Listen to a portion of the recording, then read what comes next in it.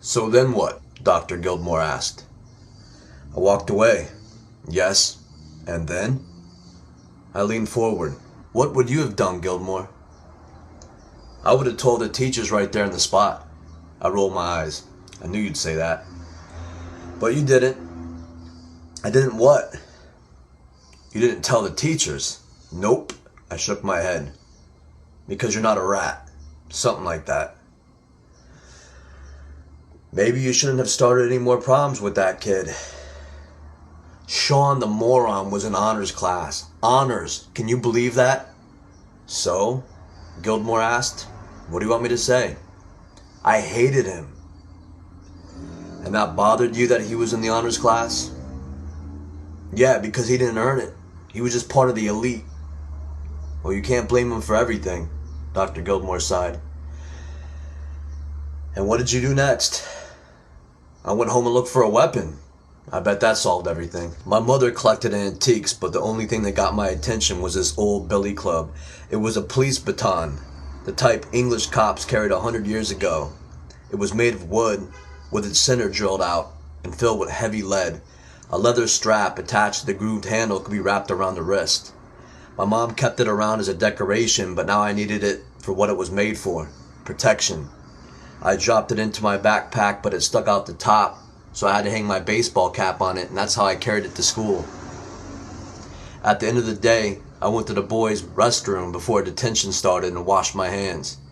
89-90, varsity football kicks ass. Had been written on the wall in big black letters, but painted over it in sharp graffiti style was Leech Mob Stomps.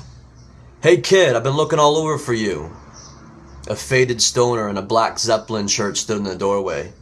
Mark says he wants to talk to you. Yeah? I said, tensing for the baton. Easy, kid. I'm just a messenger. Where is he? Outside, I'll walk you over. I don't know, I hesitated. I have detention now. Just go and hear what he has to say. There's no use hiding from him. I followed the skinny kid through the old smoking lounge and out behind the gym. Every so often, he'd turn around and make sure I was still there. We rounded the corner where Mark and Baldy were standing, already suited up for football practice, their helmets on. Maybe they'd heard about the weapon. After all, we were meeting where all the fights took place. When I got closer, Mark smiled and extended his hand. Hey, how you doing there, buddy? He asked in an overly friendly voice. I automatically reached out and shook his hand as the smile faded from his face. He began to clench his fist, to hold me with one hand and hit me with the other.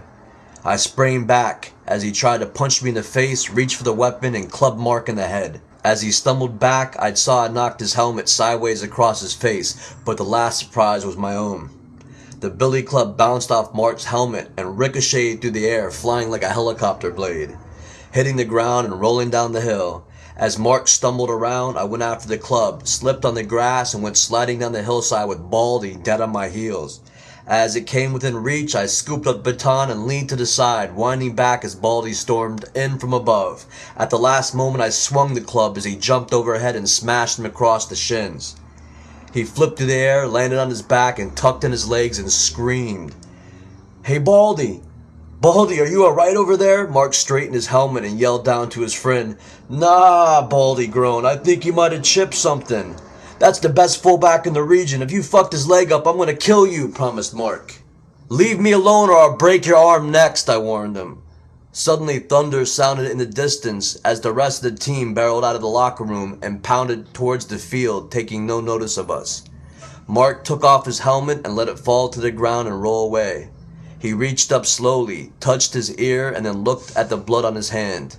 He seemed to sway for a moment, his eyes wide and bugged with fear. My ear's bleeding, he said, sounding more like he was asking a question. Are you alright? I asked, stepping toward him. Fuck you, he screamed. Stay away from me! A group of football players heard him yell and started to jog over. I hid the weapon in my backpack as I ran back into the school. Was anyone seriously injured? Dr. Gilmore asked as I shook my head. You're really lucky you didn't hurt those boys. Fuck them. Now what was happening with your old buddy Andrew through all this? Well, with him in the honors classes and everything, I didn't see him around too often. So while I got cooler with the skaters, he got tighter with the preppies, trading homework or something. Where have you been? Andrew asked. I got suspended. For what? Fighting. Andrew shook his head, removed his glasses, and wiped his eyes. He seemed jittery about something. Hey Kelly, next Friday there's going to be this party, and I know that you're going to want to go with me, right? A party? I couldn't believe my ears. You want to go to a party? Yeah, I want to meet up with this girl I've been talking to. What's with that necklace? I pointed at the leather medallion around his neck, a round black talisman with the shape of Africa in the middle, and stripes of red, black, and green. It's a conscious band. It means a free South Africa. You heard what's going on down there, right? No, I admitted. It's really messed up. Can I try it on? I asked him. Yeah, sure. It's attracting way too much attention anyway. You could even borrow it for a while if you want. Back in science class, the skaters greeted me, having heard bits and pieces of the rumor that was getting worse by the day.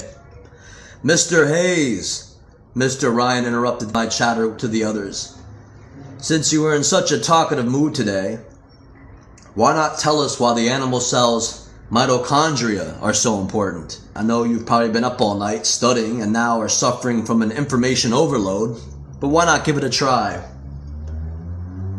Mitochondria are like little red spiders or something? That would be a no. Not even close. Do you see little red spiders, Kelly? Mocked Ryan. Yeah, I guess sometimes I do. Oh, I see. Do you see them crawling all over the place, maybe? No, but I always see them crawling all over you. Down in the principal's office, Mr. Murphy's eyes bugged out. You again? You were just in here. Those in-school suspensions haven't seemed to teach you a thing. I shrugged. You seem to be becoming more of a problem every day. I stared at him. Don't you have anything to say for yourself? I raised my index finger to the side of my head and pulled the trigger. Yes, my feelings exactly. Get in here, he grumbled. Don't you think I'm getting tired of this too? Frankly, I'm sick of seeing your face in these situations, he added. I was just on my way out to a meeting with the Board of Education, and now I'm going to be late again. Sorry, I said, which he ignored. So why are you here today, he asked, and then sighed when I told him. I was just joking about the bugs I maintain. I really don't see little red spiders crawling on Mr. Ryan or anything. I should hope not, he frowned. All right, since you were straight with me, I'll give you another week's detention, but this is your last break before I give you another out-of-school suspension.